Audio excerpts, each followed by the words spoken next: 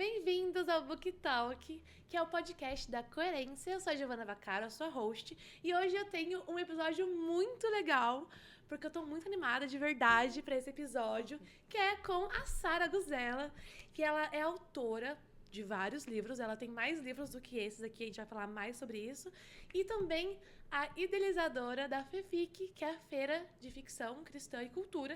Isso aí. E ela é de Belo Horizonte, então a gente vai conversar bastante sobre ficção cristã, sobre a FEFIC, sobre o FEFIC Day, tudo que tiver pra conversar nesse episódio.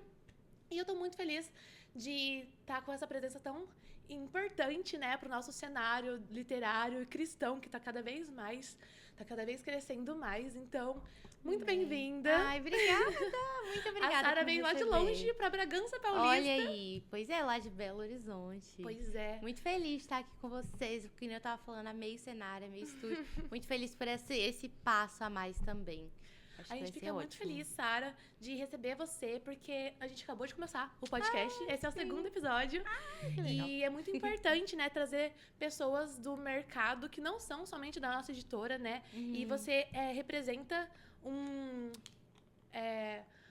você é uma figura muito grande, na verdade, dentro do cenário de literatura cristã, porque ainda mais agora que está cada vez crescendo mais, está explodindo, você representa enfim, eu acho, né? A minha humilde opinião, na verdade, que você representa uma grande parcela do que a gente tem hoje na literatura cristã. Não sei se você me concorda comigo.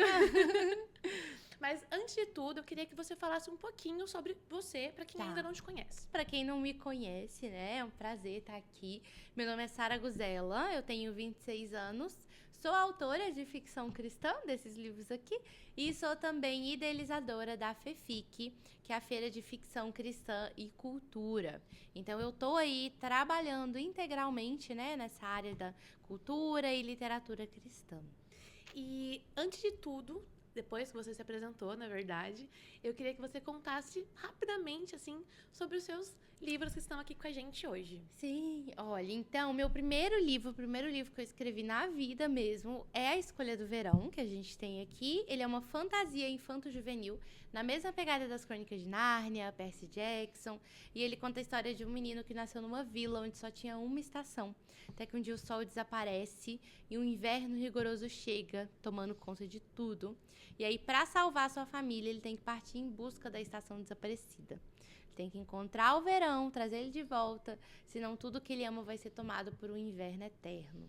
Então é bem Meu assim, Deus. Alta fantasia, aventura, eu gosto muito. E agora você lançou o segundo, é uma série de quantos livros? É uma série de 4 livros. 4 livros, são Isso. todas as estações. Exatamente. Ai, que belezinha. Você pegou. Antes eu queria que fosse 3, mas como a proposta da série é falar sobre as estações... Ia estar faltando. Eu precisava ter um de cada. Sim. Então Mas você tem muita criatividade pra conseguir pegar os 4 livros, né? Meu Deus, pois é. Aí eu lancei, então, recentemente o segundo livro. Lançar esse livro foi uma conquista muito especial, muito pessoal pra mim, porque eu fiquei 3 anos, mais ou menos, escrevendo ele. Ele foi um livro bem desafiador, mas no final eu fiquei tão feliz, sabe? Realizada com o resultado final dele. Então ele continua, na verdade, a história do Beor, introduzindo uma outra protagonista, a história que vai ser muito importante ali pro destino final daquela terra, né? E pra conclusão do conflito entre as estações. Então, e aí são muitos spoilers, né? Ainda mais quando a gente fala de um segundo livro, né? De uma pois série, a gente não pode falar nada. Exatamente, a gente tem que ter muito cuidado com conta a sinopse. Mas eu gosto muito dele, ele tem um pouquinho de romance também. Então, e ele acho que essa série, ela vai crescendo um pouco com os leitores, né? Legal. Então, ele é um livro de um tom um pouco menos infanto-juvenil do que o primeiro. Sim. Um pouquinho. Tem muito disso, né? Os autores, eles... você começou a escrever muito jovem, não foi? Comecei, sim. Esse eu escrevi 5 anos atrás. Sim. Você tinha quantos anos? Eu tinha 21. É jovem, pelo amor de Deus. mas eu acho que mesmo assim, né? Quando a gente tem o nosso primeiro livro, a gente amadurece, né? Tanto na escrita quanto na na estrutura de um livro. Total, E os sim. nossos leitores acabam crescendo com a gente também, né? Total, isso. Acho Então, que tem um concordo pouco total disso. com isso também. E tem os Clãs da Lua, que você publicou depois da Escolha do Verão. Sim, isso, exatamente. Sim. Eu escrevi ele, na verdade, entre a escrita desses 2 livros. Uhum. Que eu tava agarrada, não tava conseguindo escrever A Esperança da Primavera. Falei, vou escrever outra coisa. E aí eu escrevi Os Clãs da Lua. Completamente diferente. Completamente diferente. Acho que a minha mente precisava de um respiro, assim, Sim. do universo da fantasia. E aí eu fui pra ficção científica, que já era um sonho antigo. Eu sempre quis escrever ficção científica. Uhum. Então eu fiquei muito feliz, porque ele é um livro, ele é uma releitura do livro de Êxodo, só que no espaço. Que legal. Então, onde os humanos foram forçados a viver na Lua, e eles aguardam ali pela libertação e a promessa do retorno pra casa. E foi muito especial porque eu sempre gostei desse universo de ficção científica. Eu pude honrar, né, Star Wars, que é uma série que me marcou muito. Eu ia falar disso agora. Pensei, será aquela que tem alguma ambientação. coisinha? Então, foi muito divertido, assim, é um livro que eu gosto muito também. E ele, dos meus livros, ele é o meu livro que é mais uma romantasia mesmo, assim. Que tem uma Bem com foco. penca de fãs. Ai, sim, né? o pessoal ama. Que eu tô o muito casal desse animada pra livro. ler esse. E eu tava conversando ontem com meu marido. A gente tava assistindo um vídeo sobre Star Wars. E eu nunca assisti. E eu me sinto assim, meu Deus, tem uma parte nerd de mim que falta, né? Exatamente. Que é assistir Star Wars. Está faltando. E eu fiquei pensando nisso quando a sua mãe me deu o livro, porque eu pensei, cara, deve ter muito uma vibe, assim, não tem alguma coisa tipo Halo, assim, o casal, Com toda certeza. né? Meu Porque Deus. o casal eu conheço, olha só, eu Ai, só olha penso em só. romance. Porque é um casal, foi o casal da última trilogia, né, de Star Wars. Que foi muito odiado, inclusive, no início, tá? Sério? Mas eu Isso sempre eu não amei. Eu sempre amei. Menina, eu era queimada, assim, o pessoal brigava comigo. Não, eles são muito ruins. Eu ficava assim, é o melhor casal de todos. E se eu não me engano, ele é tipo do mal. Ele é do Eu mal. não entendo nada do universo de Star Wars. Ele é do mal. Assim, Eu vou assistir. começa por essa última trilogia. Beleza, Então, beleza. eles são antagonistas. Então, ele é Gosto. do mal. Só que, e ela é do bem, né? Ele Sim. tá do lado escuro. Ele é um Sith, que ele é tipo os Jedi do mal, e ela é Beleza. uma Jedi.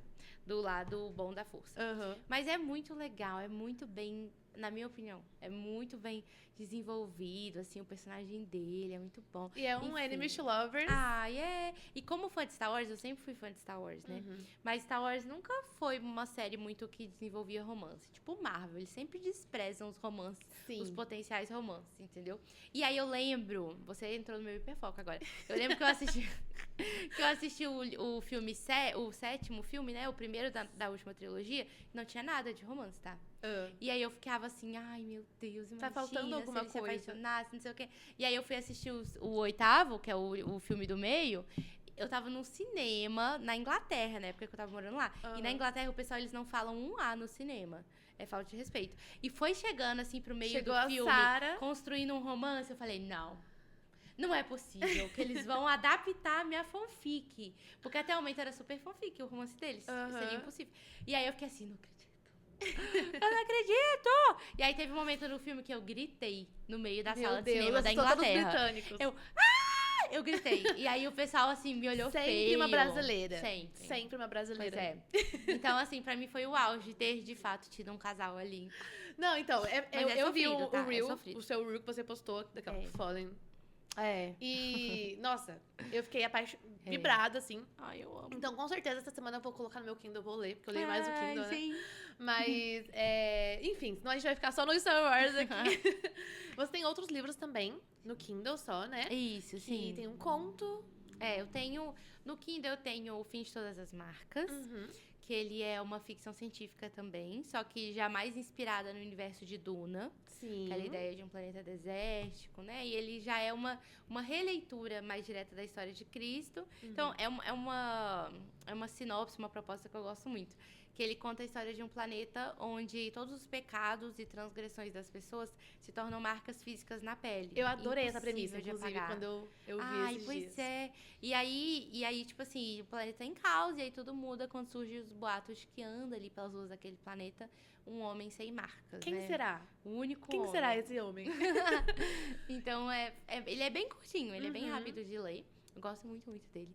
E aí eu tenho também uma história que eu amo, que eu sou apaixonada. Você que gosta de fantasia, eu acho que esse você amaria. Que eu amo a capa desse livro, no caso. Que é Desejos em Guerra. Sim. Assim, eu amo essa história. Ele é uma romantasia, né?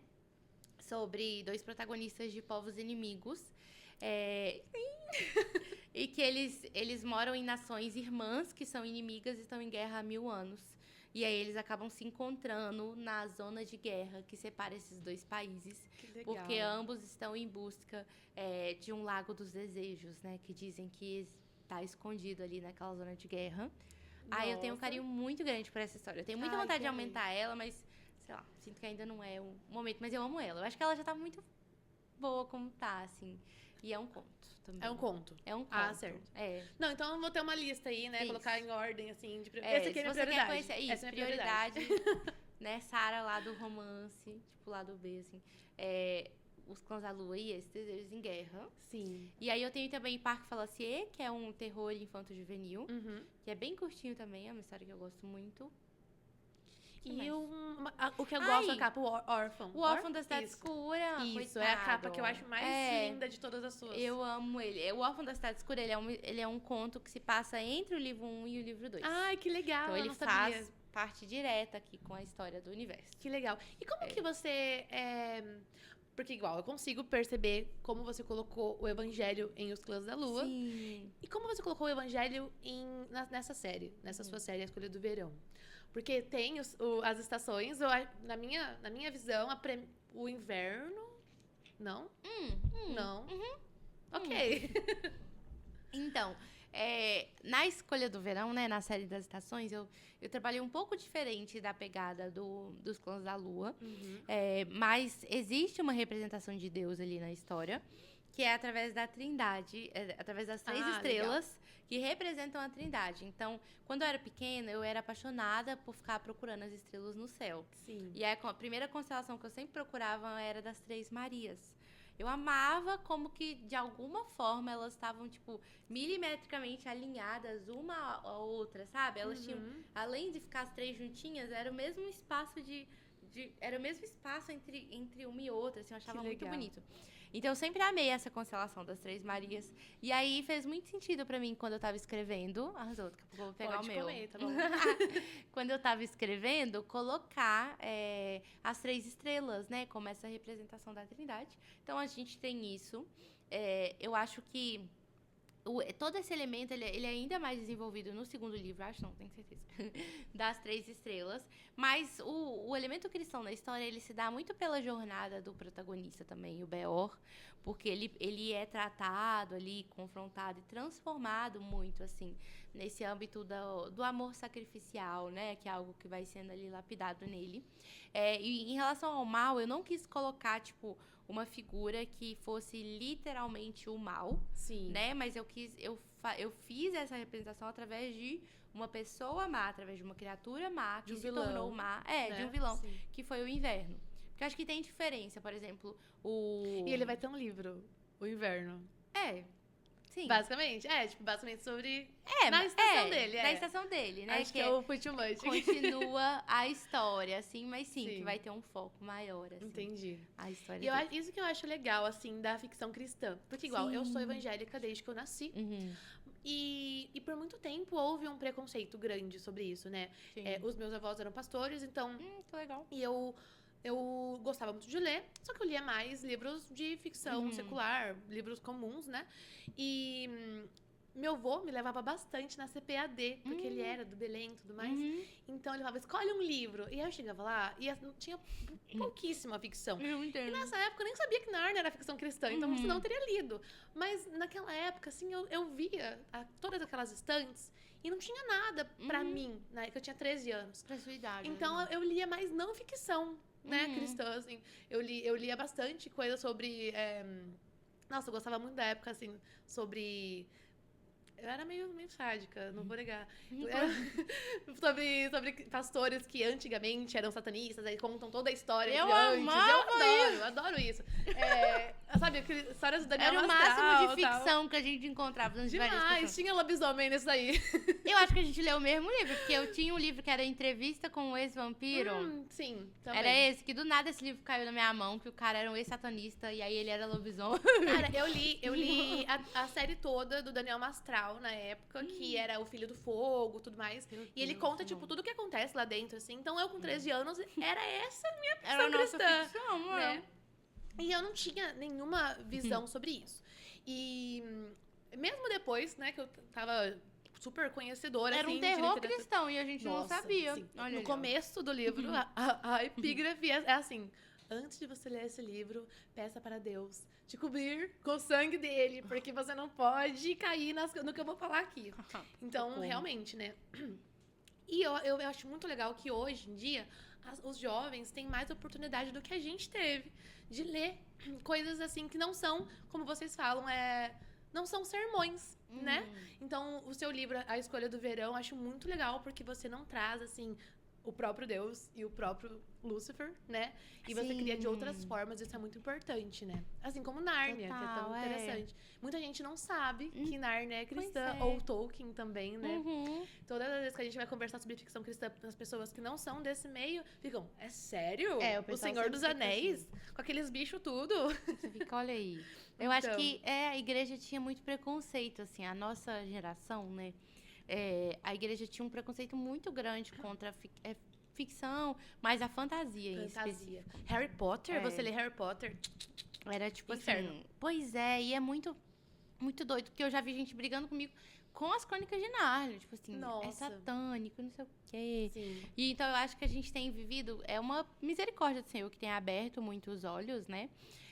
Mas realmente esse lugar de entender que as histórias são histórias, mas que elas carregam ali uma cosmovisão por trás. Sim. Então- Elas têm um objetivo também, não é Exato, solto no ar, sim. né? Então as fantasias, elas sempre refletem alguma coisa, elas são sempre uma metáfora de algo da realidade, né? Uhum. Então, assim, eu sempre amei o gênero de fantasia, crescendo na igreja.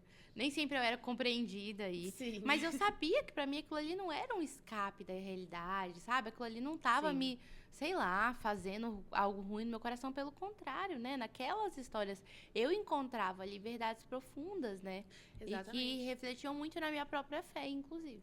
E eu acho tão importante porque, por exemplo, a gente que gosta desse gênero de fantasia, por muito tempo, assim, a minha visão das fantasias no momento são que a maioria das fantasias tem puramente hot, né?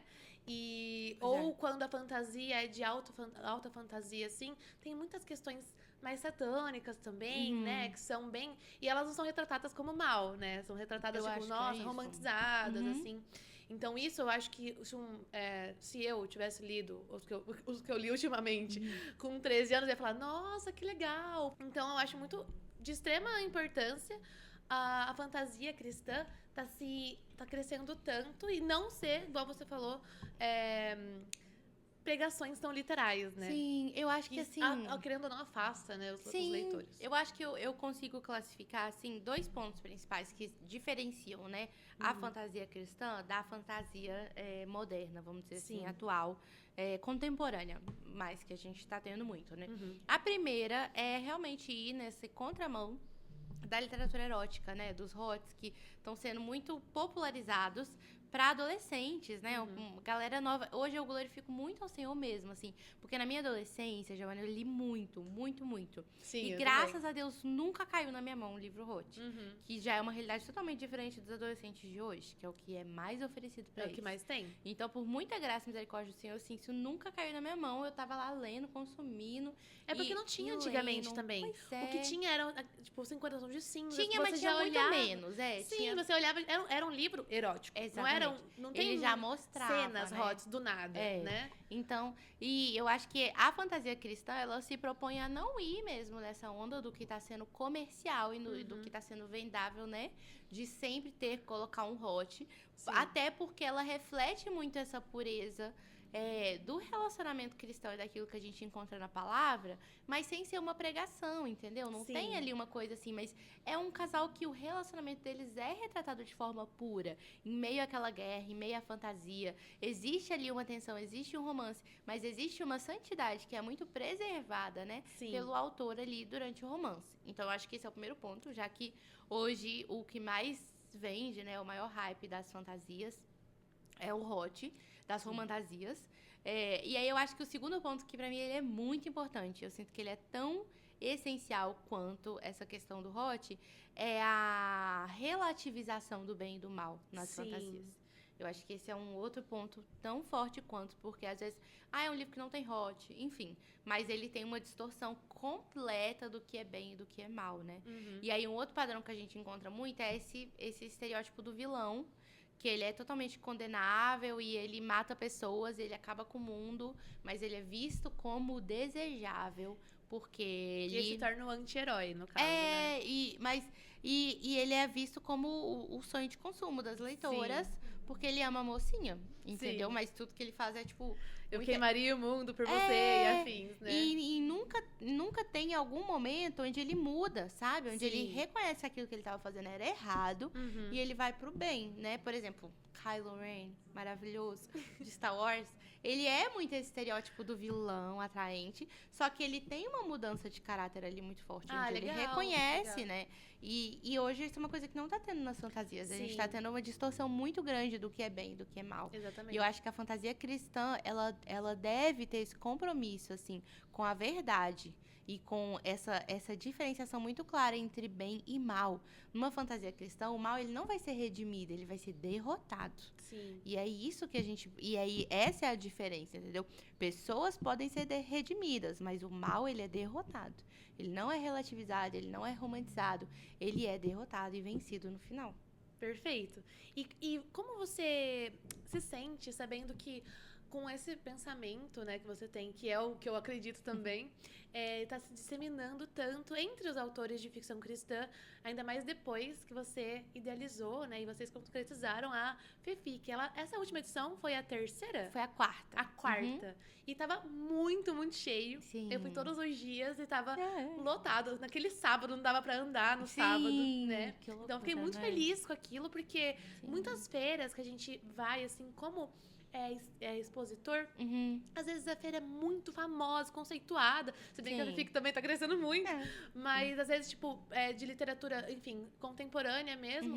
E às vezes não tem a metade do público que teve lá na FEFIC, né? Eu fiquei muito chocada, de verdade. Porque eu nunca tinha ido antes numa FEFIC, né? Na outra FEFIC, que foi aqui em São Paulo, eu morava aqui em Bragança, aí eu tava grávida também, não consegui ir. E a de Belo Horizonte também nunca tinha ido. Mas eu fiquei muito feliz. E eu queria saber como que vocês se sentem, sabendo que isso é um legado que você tá fazendo, né? E, tipo, tem os acampamentos da FEFIC, que ensinam tantos os autores, né? Então, qual é o seu sentimento vendo todo esse movimento? Menina, é uma loucura, assim, pra mim. Ainda é algo muito surreal, acho que vai ser pra sempre. Porque nunca foi o planejado, sabe? Assim, eu sempre fui uma pessoa muito sonhadora, mas esse era um sonho que eu nunca tive pra mim. Mas que o Senhor... É muito bonito quando a gente vive coisas onde a gente não pode receber o mérito. Acho que é isso. A FEFIC é algo que eu não posso receber o mérito, porque ela me pegou de surpresa também, sabe? Da mesma forma que ela, de fato, né, tem mudado tanto o mercado, assim, aberto tantas portas, surpreendido, né, o público geral e o mercado com esse espaço. Ela fez isso comigo, né? Eu nunca tive Eu nunca pensei, eu nunca imaginei, nunca mesmo que a gente teria o alcance que a gente está tendo. Mas eu lembro que uma das coisas que me fez decidir, assim, eu fui na Bienal do Rio, né, de 2021, como autora independente de fantasia cristã, e eu fiquei muito triste de ver o cenário, assim, da Bienal daquele ano, como não tinha nenhum stand cristão, só tinha um stand do mundo gospel, e apenas. E o nosso stand independente. Eu lembro que o da Thomas Nelson, que hoje em dia fica no lugar mais privilegiado, ficava naquele aquele pavilhão mais afastado, que era das crianças, sabe? Não, nesse ano, em 2021, não teve nem stand da Thomas Nelson. Jura? Não teve. Nossa. Nem Thomas Nelson tinha nada. E aí, eu lembro que eu voltei muito inquieta de lá, né? E aí eu falei assim, não, gente, vamos tentar fazer alguma coisa. Tipo assim, eu sempre fui um pouco assim. Isso Inconformada, né? Assim, vamos criar alguma coisa. E aí eu lembro que eu mandei mensagem, né? Coloquei no Instagram. Tem autor cristão aqui em BH, autor de ficção? Vamos nos reunir. Ai, que legal, e fazer assim, os encontros. Então começou assim. Eu nunca pensei em fazer uma feira. Não começou com a ideia de fazer uma feira. Que iria mudar o cenário da ficção cristã, né? No mercado, nem nada disso. Começou com vamos nos reunir aqui em BH. Né? Porque eu acho que a gente tem mais a fazer. E a gente precisa. E eu lembro que... Eu acho que isso, no final, sempre foi esse gás, assim. Eu lembro que antes de acontecer o primeiro encontro, eu fui no culto com uma amiga minha, né? E aí, por algum motivo, eu voltei pra casa pensando, assim. Eu falei, cara, se eu investir nesse movimento, né? Que nem era um movimento na época. Fazer esses encontros for algo que vai despertar novos autores, que quando os meus filhos forem crianças, eu levar eles para a Bienal, vai ter uma variedade gigantesca de livros para eles, que não tem agora, né, 2021. Então, essa já é a recompensa, assim. Olha, fiquei até sabe? arrepiada, Pois gente. Porque, juro, eu não me arrepio com nada, hein? Porque, igual eu falei pra você, eu sou evangélica desde que eu nasci, e não tinha Pois é. Nossa, meu Deus, o privilégio, Sim. né? De conseguir literatura boa e cristã. E eu não tinha o hábito de ler. Né? E aí, ler cristão, no caso. E aí, quando, no meio da nossa editora, assim, chegou uma autora, tinha sempre, vez ou outra, assim, chegava um autor publicando um livro cristão, mas a gente tinha, entre tantos, 500 livros lá, era um cristão, dois cristãos. E aí, chegou uma autora, acho que uns 2 anos atrás, e ela falou, olha, tem uma feira, chama FEFIC, que a gente queria participar. Aí ela tinha, eu acho que era a Vi Carvalho, né? Vi Carvalho. E aí ela se juntou com algumas outras autoras, eu acho que uns 6 livros na época, uns 10 no máximo, da Elohim, que a gente daí criou, um selo gospel, né? E aí tinha a Gabi Costa, né? Tinha a JP Maia. E aí daí nós fomos crescendo, só que quando nós fomos pra FEFIC, nosso stand lá tinha uns 10 títulos, né? E, ok, eu olhei, eu não fui, né? Então eu fiquei na mídia social assim, fiquei olhando, mostrei as fotos e tudo mais.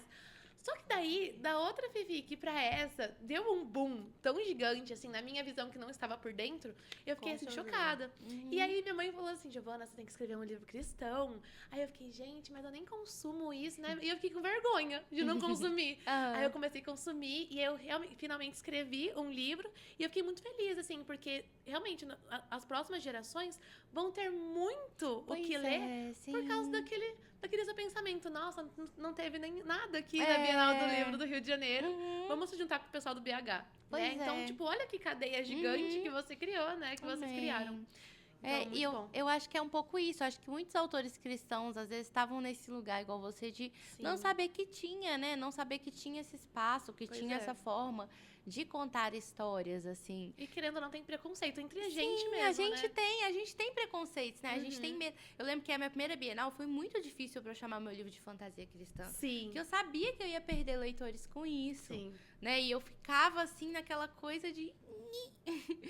Mas aí chegou num ponto que eu falei assim, não, tudo bem se eu perder. Eu prefiro, até mesmo se a pessoa não ser cristã, eu prefiro que ela saiba o que eu vou encontrar, o que ela vai encontrar no meu livro. Eu posso ser honesta com ela. Mas a gente tinha esse preconceito velado de ser cristão. Como que pode, né? Com certeza.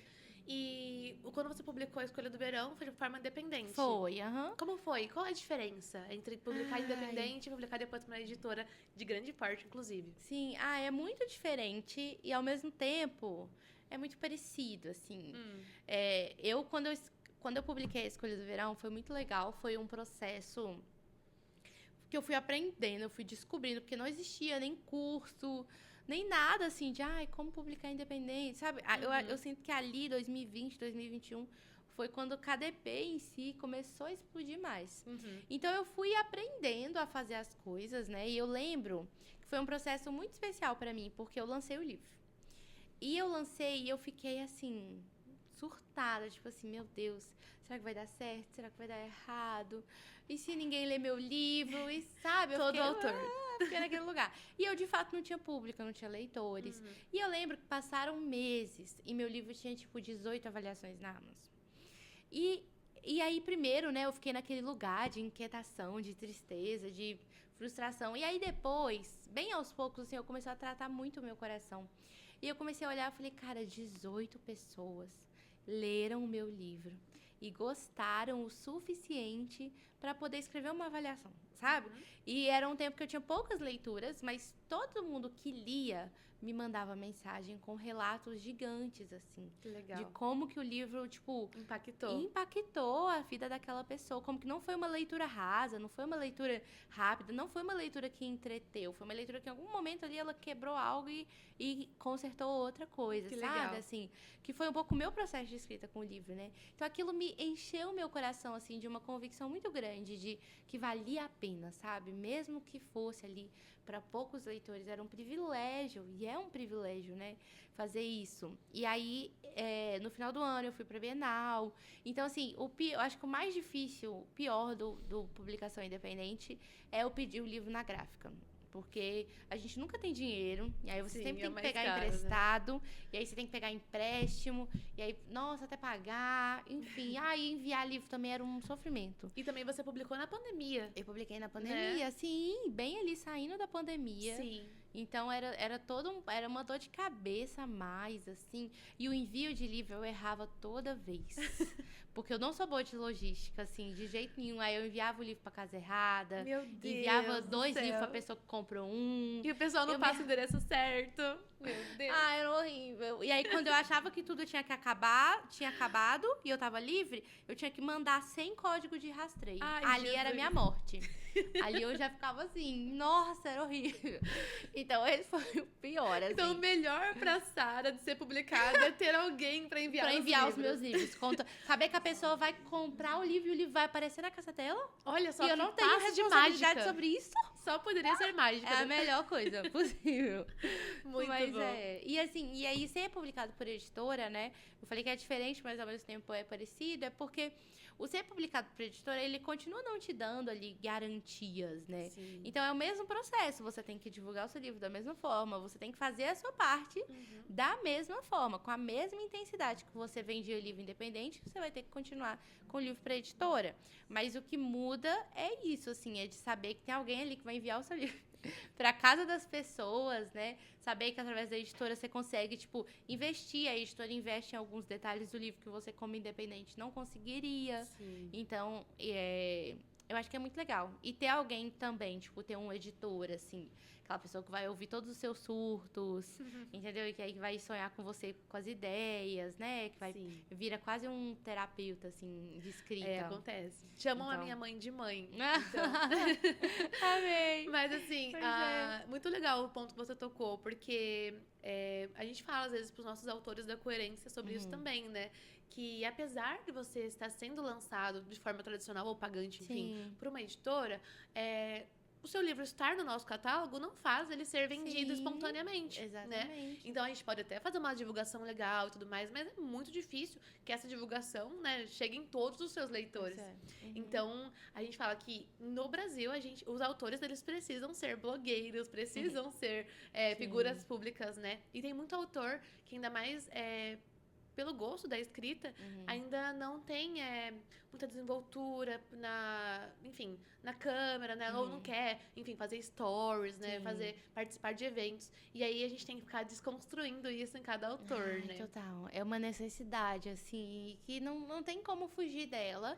E também não tem como fazer ela com desgosto, assim, sabe? Com raiva, de, queria ser só escritor, queria ter nascido em 1800, sei lá, na época do C.S. Lewis, 1900. E, tipo, não, essa é a nossa realidade, né? Então, se você tem que fazer, é que você faça com amor, né? Sim. E que você faça ali entendendo que, e talvez o meu vídeo ele não vai explodir, talvez ele não vai, assim, sei lá, super performar, mas é um vídeo que tá passando uma mensagem que eu acredito sobre o meu livro e que pode ali atrair leitores. Então, com certeza. Tem que ser uma coisa natural. Olha só, o reel que você postou, Yasmin, super garantiu uma leitora. Pois Porque com certeza, em algum momento, eu ia com certeza ler um livro seu. Mas depois daquele reel, Olha aí, que legal. Foi um momento, assim, bom que saber. eu baixei na hora, Porque às na vezes a verdade. gente busca resultados estratosféricos, Sim. assim, sendo escritor e tendo que ser produtor de conteúdo, né? Sim. A gente quer fazer o conteúdo que vai super viralizar e que a gente vai aparecer no mês seguinte na Veja, assim, dos mais vendidos. E não é assim, é um trabalho de formiguinhas, Sim. né?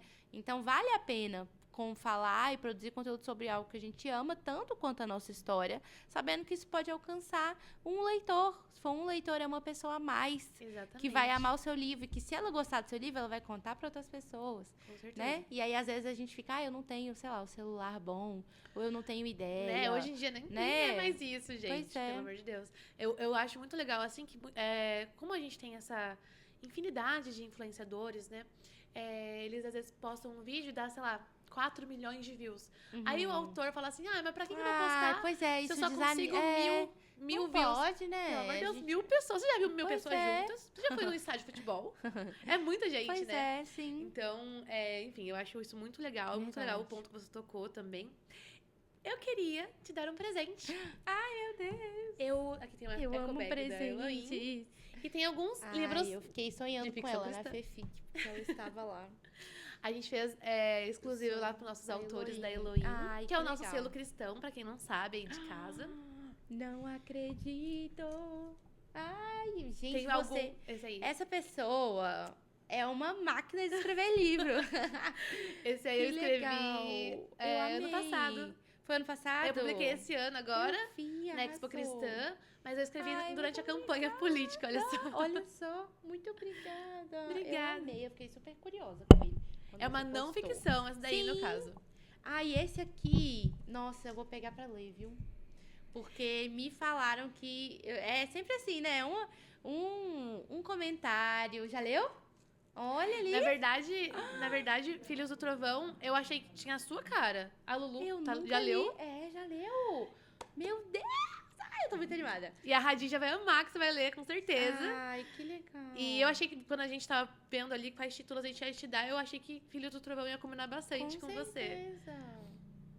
É bem esse estilo, assim, Estou de uma curiosíssima. alta fantasia, né? Com, Aham. enfim, com vários poderes Legal. e piratas É um livro e tudo único, mais. não? Vai ter o 2, se eu não me engano. Tem o entendi. umzinho aqui na Tô lombada. vendo. Mas Ai, ela que já tá legal, terminando. tô Foi o feliz. que alguns boatos disseram. Disseram, entendi. E tem um reencontro de Natal. Olha, eu não conhecia Sim. isso. Quem não ama a época de Natal, né, Pois é, gente? gente. Novembro tá chegando, a gente já consegue ouvir a voz da Mariah Carey e do Roberto Carlos. Então, a Com gente certeza. já tá lançando os nossos livros de Natal. Eu amei.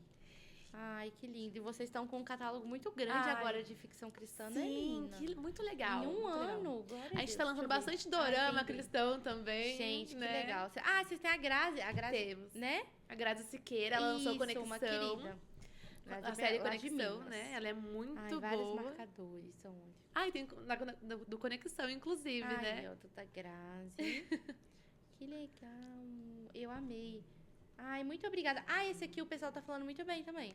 Claro O que é tipo amor o através seu, dessa- seu livro, né? É sobre Apocalipse. Então, menina, é uma tendência agora, Livros apocalípticos, né? fantasia distópica, que é o que você tá Sim. fazendo. E a minha editora que me falou, ela falou que lá fora tá super em alta, assim, fantasia Jura? distópica e tá vindo com tudo pro Brasil.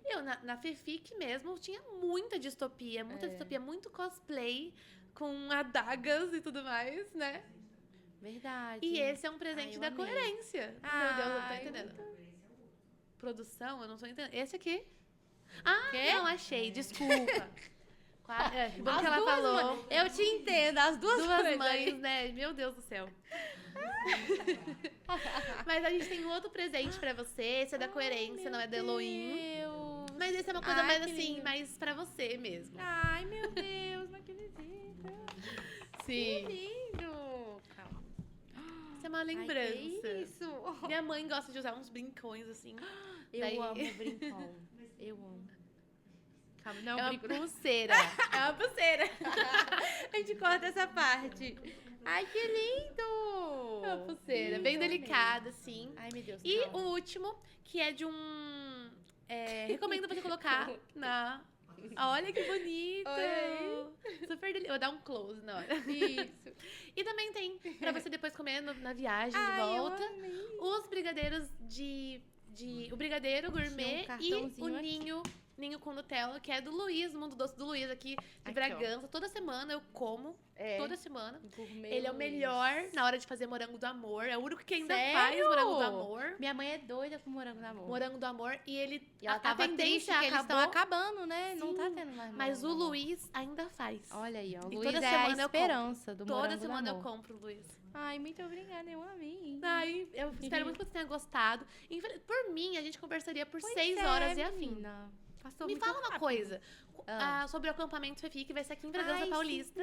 Sim. Então, fala um pouquinho sobre esse acampamento Então. antes da gente terminar. Beleza. O Retiro Fefic, ele é um Errei o nome. retiro. É nada, mas é porque é mais o título, né? Sim, mas é a sim. mesma coisa. Ele é um retiro de capacitação para escritores cristãos. Então, são 3 dias de uma imersão ali, onde a gente trabalha muito o lado espiritual do autor e o lado profissional e técnico também. O objetivo não é venda de livros, né? Não é exposição. É realmente lapidar aquela pessoa como um escritor de ficção cristã, para que então ela seja meio que enviada, sabe? Isso é muito legal. É, E é muito essa especial. edição será a terceira? Vai ser a terceira edição do Retiro. Muito legal. E vai acontecer em janeiro, dos dias 16, 17 e 18 de janeiro. E os nossos autores também vão participar. Eu já sei Ai, que alguns sim. participaram. A Radija já participou, a já. Carol Basso já participou também. Esse eu vou participar. Só porque aqui na minha cidade, né? Fica mais fácil. Mas é muito especial, principalmente ver alguns autores como a Radija, né? Sim. Que ela foi pela primeira vez, assim.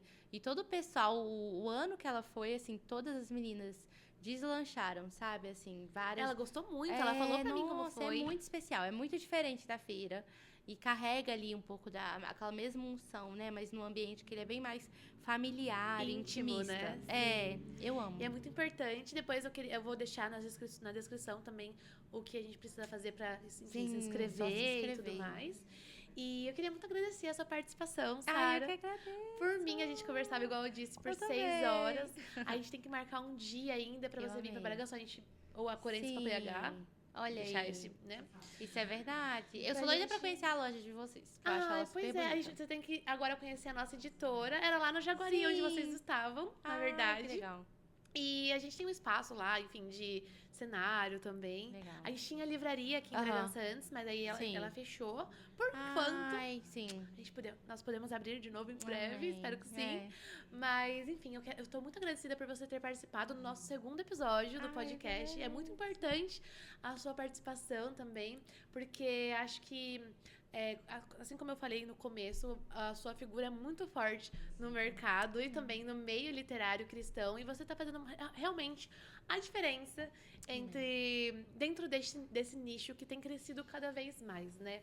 Então, antes da gente terminar, agora que você recebeu os seus presentinhos e tudo mais, eu queria que você deixasse, Amém. olhasse pra câmera Tá. Pra qual? Pra e aquela? falasse, isso, essa aqui, falasse assim, deixasse um recado para os autores de ficção cristã, Tá. ou enfim, do mercado, que querem participar da FEFIC também, do Retiro, mas principalmente se tornar um autor realmente publicado, ou se você tem alguma dica, algum conselho.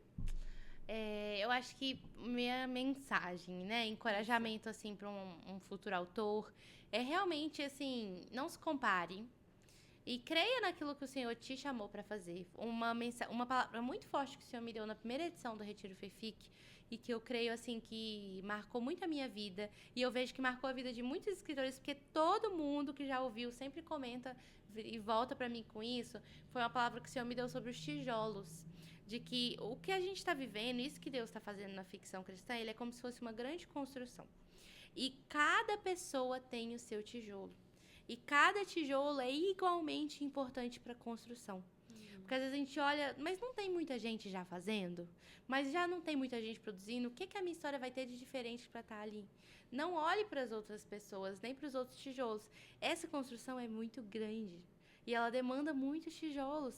E o tijolo do C.S. Lewis, por exemplo, que marcou gerações, perante os olhos da eternidade, perante o olhar do Senhor, é do mesmo tamanho do seu tijolo, que às vezes vai lançar um só livro, ou que vai ter um público menor de leitores, mas o seu tijolo, ele é seu.